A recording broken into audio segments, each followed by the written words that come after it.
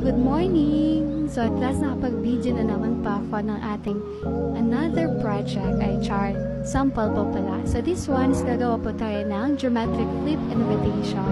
Before po, ginagawa ko po is mano-mano talaga magagawa ng itong mga shapes na to. So ngayon, since meron na akong laminator, thank you po si WA. So mas napadali po yung paggawa ko ng invitation. So gumawa ako ng photo paper and photo tack, a glitter and canvas, and glitter po na cardstock. So inasample ko lang po yan siya.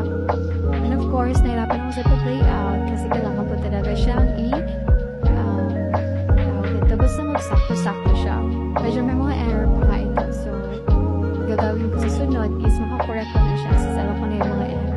So, gumamit din pa ako ng another cutting dies para po sa ating cover. So, this is our output po sa sample ng ating geometric flip invitation.